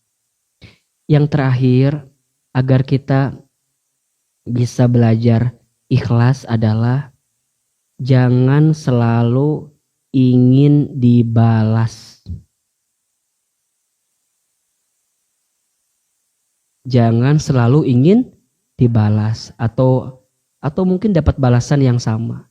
Kalau Bunda sudah berbuat baik dan dalam hati kita ingin dapat balasan kebaikan juga, berarti kita nggak ikhlas. Apalagi kalau balasannya menganggap itu dari manusia. Tapi cukuplah menyimpan balasannya dari siapa? Allah. Kan Bunda percaya, hal jazaul ihsan ilal ihsan. tidak ada satu kebaikan yang kita lakukan kecuali balasannya adalah kebaikan. Dan Allah mah mual salah nilai itu sama kita. Allah mah gak akan salah ngitung dengan amal-amal kita. Pasti semua tercatat dengan rapih semua kebaikan kita. Begitupun dosa kita. Makanya kalau bunda sedang berbuat dosa, berbuat maksiat, kudu hati-hati. Dan pasti Allah melihat kita. فَمَنْ يَعْمَلْ مِثْقَالَ ذَرَّةٍ خَيْرًا يَرَهُ وَمَنْ يَعْمَلْ مِثْقَالَ ذَرَّةٍ شَرًّا يَرَهُ. Barang siapa yang berbuat kebaikan, walaupun sebesar biji zarrah, Allah pasti membalas kebaikan itu. Dan barang siapa yang berbuat keburukan, walaupun disembunyikan, dirahasiakan, Allah pasti membalas keburukan itu. Sekarang kembalikan kepada bunda. Kira-kira kita ini sudah ikhlas atau belum? Kalau belum ikhlas, merasa belum ikhlas, dan harus merasa belum ikhlas. Agar kemudian kita belajar untuk ikhlas. Kudu riyadhah, kudu terus belajar nguatin diri. Yang namanya manusia, ada salah, ada hilaf, itu pasti bunda. Makanya kalau orang sudah belajar ikhlas, belajar membersihkan hati, belajar menjernihkan hati, dia tidak akan silau dengan aib orang lain. Dia hanya akan fokus dengan aibnya siapa? Dirinya sendiri. Bunda mungkin hari ini mendapatkan berita si Anu, si B, si C, segala macam. Nggak terlalu silau dengan kejadian itu. Sampai nyari tahu, kok bisanya? Nah, itu bisa kieu. Padahal mah, naon sih nyibukeun diri keur batur? Sibukin diri kita. Karena barangkali aib kita juga lebih banyak dibanding aib orang lain. Makanya ada keterangan, barang siapa yang sibuk mengumbar aib orang lain dalam hidupnya, maka nanti ketika hari kiamat Allah akan buka aib-aibnya. Nauzubillahi min dzalik. Kalau bunda lihat kekurangan orang lain, kalau bunda lihat kelemahan orang lain, sekuat tenaga, cempe, dim. Bunda tahu, tapi gak mau diomongin, karena itu berbahaya bunda. Palaur nanti dibuka di akhirat. Oh, bunda. Ya Allah, ternyata amal kita teh habis karena sibuk ngomongin orang lain. Apalagi yang diomongin nuntut sama kita lagi nanti. Coba bayangin. Udah mah amal kita habis karena kita ngomongin orang lain berbuat dosa, buka aib orang lain begitu buat dosa, ditambah orang yang kita gibahin, ditambah orang yang kita omongin itu nanti menuntut amalnya kepada kita. Sampai dalam hadis dikatakan ada golongan yang disebut dengan muflis.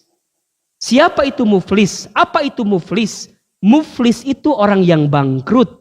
Siapa orang yang bangkrut? Orang yang bangkrut, kata Nabi SAW, adalah orang yang ketika nanti hari kiamat dia membawa pahala sholatnya, membawa pahala sedekahnya, membawa pahala baca Qur'annya, tapi di belakang dia bersama dengannya ada orang yang menyampaikan kepada Allah tentang perbuatan dirinya yang dilakukan kepadanya, tentang kezalimannya, tentang gibahnya, tentang gosipnya, tentang ambil haknya, semuanya dilaporkan kepada Allah. Sampai kata Allah, apa permintaanmu? Kemudian dia bilang, ya Allah, tolong berikan pahala sholatnya kepada dia. Tapi berikan pahala sholatnya itu kepada saya. Karena selama hidup dia pernah ngomongin saya. Selama hidup dia pernah gibahin saya. Selama hidup dia pernah zolimin saya. Kata Nabi, itulah orang yang bangkrut, muflis. So, apa yang kita perlu hadirkan dalam hidup ini? Ikhlas. Belajar memperbaiki hati, membersihkan hati kita di hadapan Allah. Kalau sudah begitu bunda, hidup kita terlempeng enak. Enak. Makanya dalam ayat Al-Quran Allah sampaikan, yauma la yanfa'u malun wala banun illa man atallaha biqalbin salim. Ada satu hari nanti di hari kiamat tidak akan berguna harta kita, tidak akan berguna anak-anak kita, tidak akan bermanfaat semua yang ada dalam kehidupan kita illa kecuali man atallaha, seseorang yang datang kepada Allah biqalbin salim, dengan hati yang bersih. Sehingga Bunda juga lagi belajar tahsin, belajar ngaji, ikhlasin. Belajar ikhlas. Bahkan kalau kita membaca keterangan lain, ada 3 golongan yang akan pertama kali menyentuh api neraka.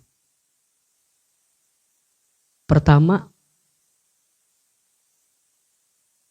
al-alim, al-qari. Orang yang berilmu, orang yang saat hidup dia bisa baca Quran. Kemudian nanti hari kiamat dia ditanya oleh Allah. Saat hidup aku berikan ilmu kepadamu. Saat hidup di dunia aku berikan kemampuan baca Quran kepadamu. Apa yang kamu lakukan? Kemudian dia menjawab, aku baca Quran ya Allah.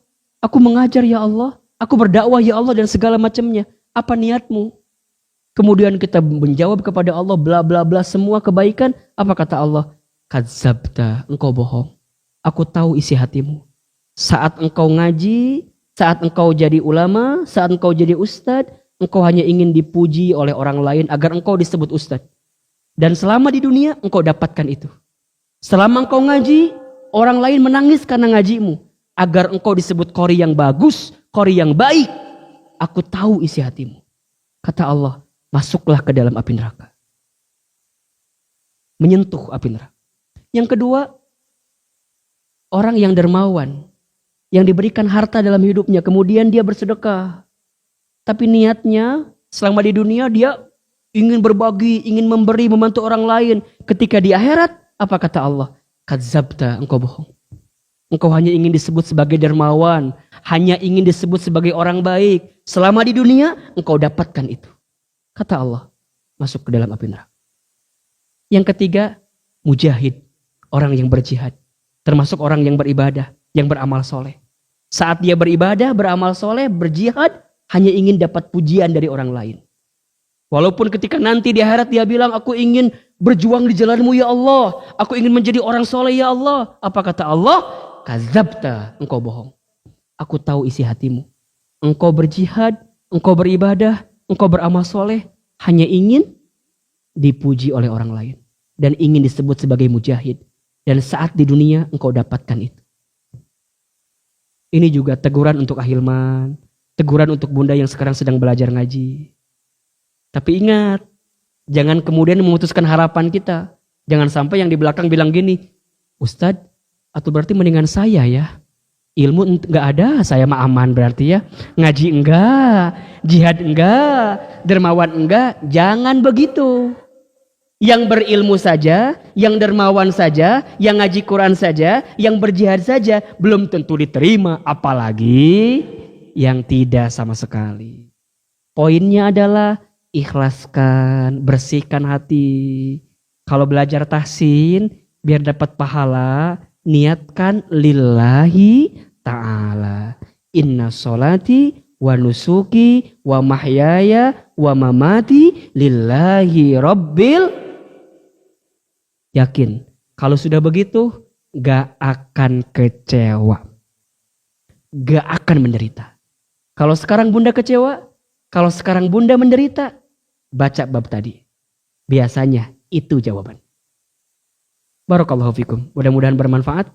Terima kasih atas kesempatannya hari ini. Cukup ya? Kurang? Baik. Nanti karungan ustadznya bawa kaimah di karungan. Baik. Bunda sayang, terima kasih banyak atas perhatiannya hari ini. Dapat ilmu nggak hari ini? Banyak atau sedikit? Mau diamalkan? Insya Allah ya. Bunda, sebelum kita doa muhasabah, Masya Allah. Oh ini Ustadz Wita kehadiran teman dari Serang, Banten. Berangkat dari Banten jam 6. Masya Allah. Aduh punternya Ahilman ngumuminnya. Biar jadi nggak ikhlas nanti kan ya. Asal jangan beliau yang ngumumin. Alhamdulillah. Dari jam 6 ya. Alhamdulillah. Pulang ada ongkos kan ya? Ada. Ke Banten lumayan ya. Agak jauh ya. Kita doakan mudah-mudahan Bunda juga yang datang hari ini. Yang dari Banten jauh Masya Allah. Ada yang dari Ciomas? Ciomas juga kan jauh ya. Ciomas juga kan jauh ya. Ada yang dari Darmaga ada. Ada. Ada yang dari Lewilia enggak? Ada, Masya Allah. Semua. Cilebut ada? Ada. Ibu rumah di Cilebut? Di pas stasiunnya itu ya, bukan? Senanya lagi. Bunda semua yang datang hari ini terima kasih banyak. Bunda sebelum kita doa dan muhasabah, kita sempurnakan dengan infak sedekah terbaik. Karena infak itu amalan yang dicintai oleh Allah. Ya, dalam Al-Quran Allah sampaikan tidak disebut mendapatkan kebaikan jika seseorang belum menginfakkan apa yang dia cintai. Berikan infak terbaik untuk dakwah di As-Sakinah. Sama-sama kita sholawatan. Ya Nabi, salam alaika.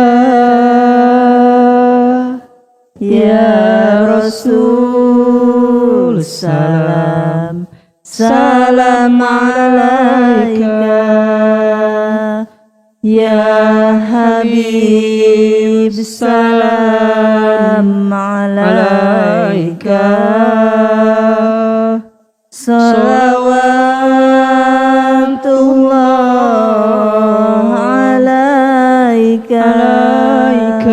Sama-sama. Ya Nabi, salam alaika. Ya Rasul, salam, salam alaika. Ya Habib, salam alaika. Salawatullah alaika. Ya Nabi, salam alaika. Ya Rasul, salam, salam alaika. Ya Habib, salam alaika. Salawatullah alaika. Mudah-mudahan yang berinfak dibalas oleh Allah infak kita. Diberikan pahala terbaik dari infak-infak kita. Dijauhkan dari bala bencana, bala musibah ya. Al-Fatihah. A'udzubillahiminasyaitonirrajim. Alhamdulillahirabbil alamin. Arrahmanirrahim. Iyyaka na'budu wa iyyaka nasta'in. Ihdinas siratal mustaqim. Siratal ghairil maghdubi waladdallin. Istighfar 3 kali. Astaghfirullahaladzim. Astaghfirullahaladzim. Astaghfirullahaladzim. Angkat kedua telapak tangan kita. Tutup kedua mata kita. Tundukkan kepala kita. Aminkan dalam hati doa-doa yang coba Ahilman bacakan. Hadirkan Allah dalam hati kita. Sungguh-sungguh dalam berdoa. Kata Allah Subhanahu wa ta'ala, Ud'uni astajib lakum. Berdoalah kepadaku, maka aku akan kabulkan doa-doa kamu sekalian. Hadirkan hati khusyuk dalam berdoa. Sungguh tidak ada yang bisa menolong kita, memuliakan kita, menghormati kita, mengangkat derajat kita, menghilangkan masalah kita kecuali Allah. Aminkan dalam hati masing-masing. A'udzubillahi minasyaitonirrajim. Bismillahirrahmanirrahim. Alhamdulillahi rabbil alamin. Hamdan syakirin, hamdan na'imin. Hamdan yuafi ni'amahu wa yukafi mazidah. Allahumma sholli ala sayyidina Muhammadin wa ala alihi wa ashabihi ajma'in. Ya Allah, ya Rahman, ya Rahim. Duhai Allah yang maha pengasih lagi maha penyayang. Ya Allah, terima kasih. Engkau lembutkan hati kami di pagi ini. Terima kasih ya Allah. Engkau ringankan langkah kami di pagi ini. Terima kasih ya Allah. Engkau berikan kesempatan kepada kami di pagi ini untuk bisa hadir di majelis taklim ini ya Rabb. Ya Allah, kami tidak pernah menyangka Engkau hadirkan kami di tempat ini.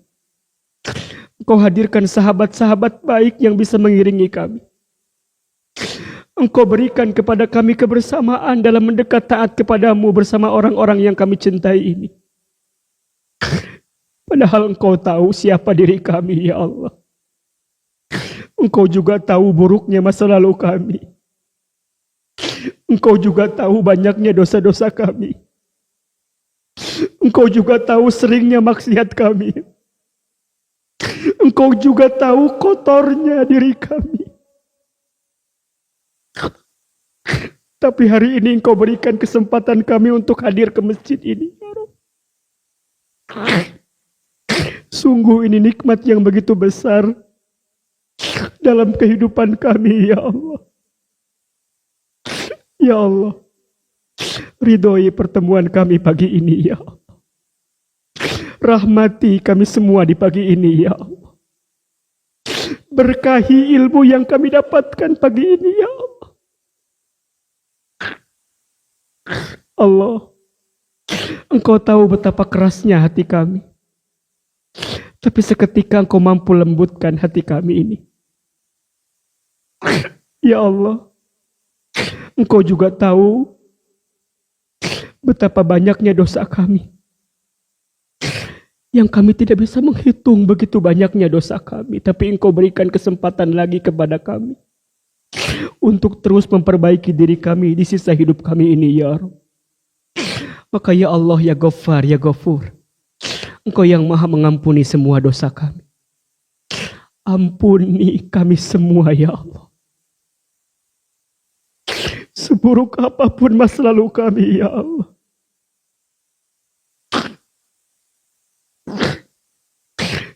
Mungkin di antara kami dulu ada yang pernah jauh, sangat jauh darimu ya Allah. Mungkin di antara kami dulu ada yang sering melanggar aturanmu ya Allah. Ya Allah. Mungkin di antara kami dulu ya Rabb ada yang tidak pernah mengindahkan perintahmu dalam kehidupan kami. Kami sering meninggalkan sholat. Pernah meninggalkan sholat. Kami pernah tidak berpuasa di bulan Ramadan padahal kami bisa untuk menunaikan. Boleh jadi di antara kami ada yang pernah mengumbar auratnya ya Rabb. Begitu banyak orang-orang pernah melihat aurat kami ya Allah. Maka ya Allah, kami mohon kepadamu ya Allah. Jangan keluarkan kami dari masjid ini kecuali Engkau ampuni dosa-dosa kami. Jangan Engkau pisahkan pertemuan kami pagi ini kecuali Engkau ampuni dosa-dosa kami. Dosa mata kami dari pernah melihat yang haram. Dosa lisan kami dari pernah berbohong, pernah ingkar janji, pernah khianat, fitnah, sumpah serapah, sering menggibah. Dosa tangan kami dari pernah menyentuh atau bersentuhan dengan yang haram. Dosa perut kami dari pernah masuk makan minum yang haram. Boleh jadi dosa kemaluan kami yang boleh jadi mungkin ada yang pernah berzina. Dosa kaki kami dari pernah melangkah ke tempat maksiat.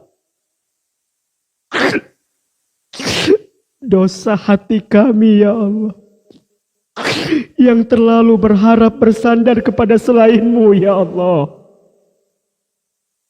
Ighfir lana ya Allah, ampuni dosa-dosa kami ya Allah. Ighfir lana, ampuni dosa-dosa kami ya Allah. Ampuni dosa kami saat menjadi istri ya Allah. Boleh jadi kami belum bisa menjadi istri yang baik. Ampuni kami saat menjadi seorang ibu. Boleh jadi kami belum bisa menjadi ibu yang baik bagi anak-anak kami, ya Allah. Bunda, ingat-ingat dosa apa yang pernah kita lakukan. Mintakan ampun kepada Allah. Minta ampun. Istighfar. Astagfirullahaladzim. Astagfirullahaladzim. Astagfirullahaladzim. Dosa kita banyak.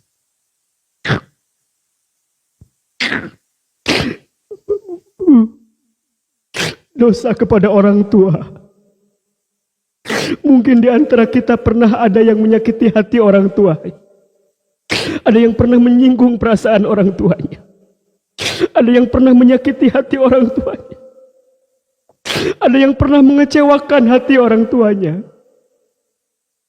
Ibu, bayangkan wajah ibunda kita. Perempuan yang paling hebat banting tulang untuk kita. 9 bulan mengandung kita. Melahirkan hidup mati untuk kita. Menggendong kita.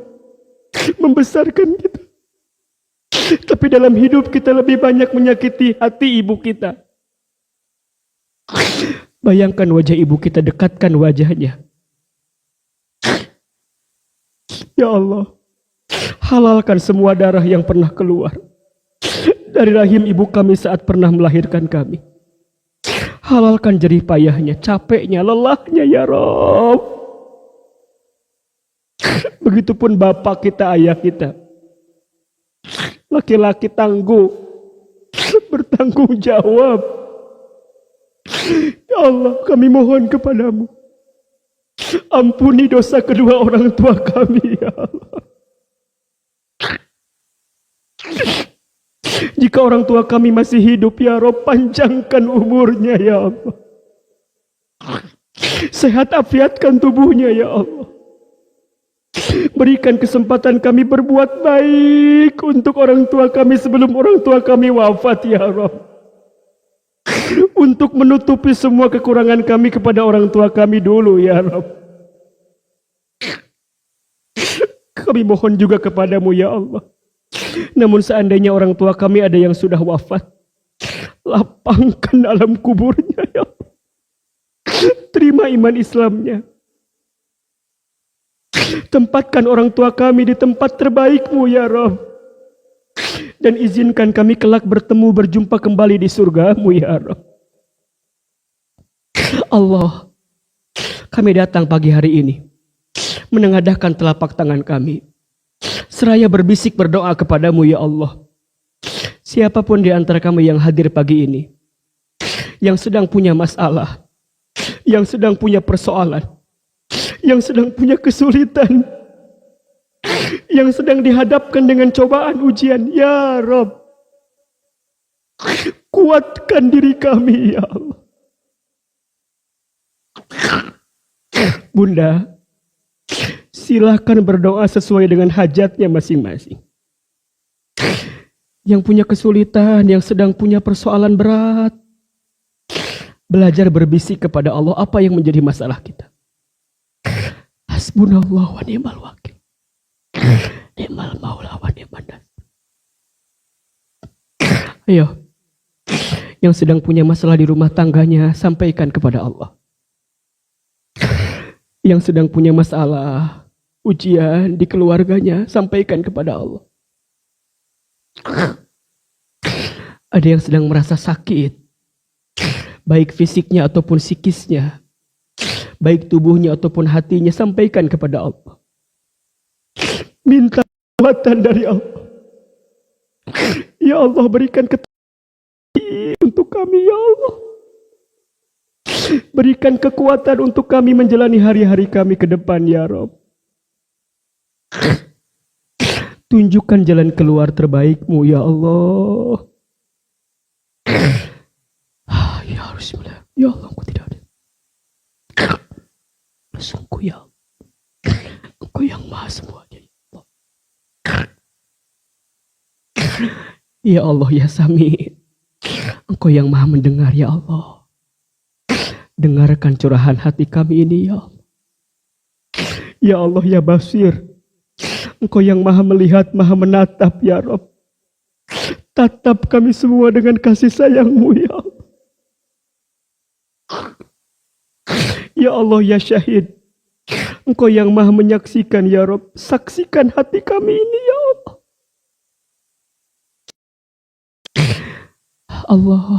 Allah, kami mohon kepadamu ya Allah.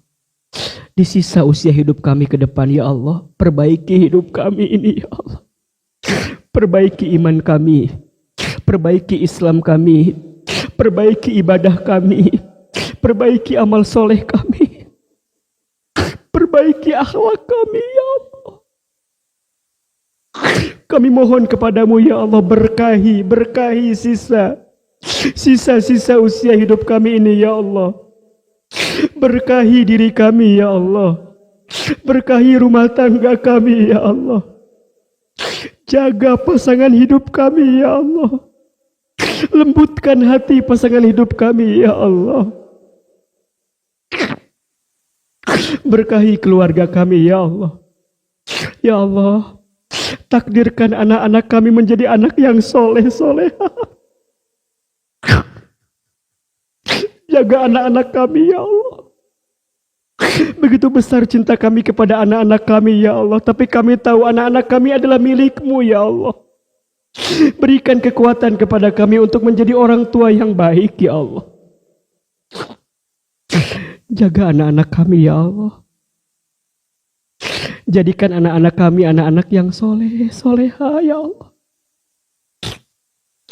Ya Allah, berkahi persahabatan kami di As-Sakinah ini ya Allah.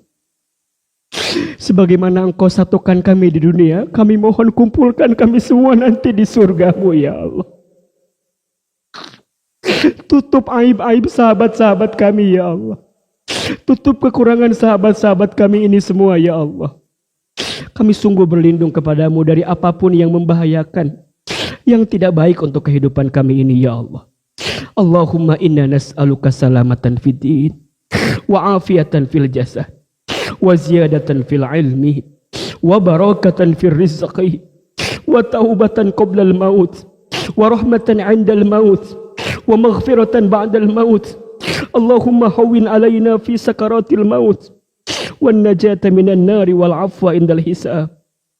Allah, seandainya usia kami semakin dekat dengan wafat kami, kami mohon ya Allah, wafatkan kami semua nanti dalam keadaan beriman.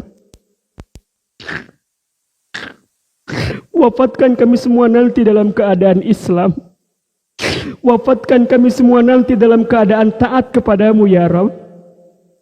Kami mohon ya Allah, wafatkan kami semua dalam keadaan husnul khatimah. Rabbana zalamna anfusana wa illam taghfir lana wa tarhamna lanakunanna minal khasirin. La ilaha illa anta subhanaka inna kunna minadz zalimin.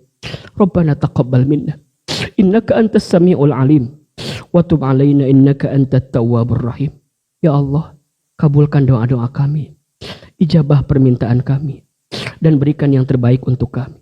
Rabbana atina fid dunya hasanah wa fil akhirati hasanatan wa qina adzabannar. Subhana rabbika rabbil izzati amma yasifun wassalamun alal mursalin walhamdulillahi rabbil alamin. Al-Fatihah.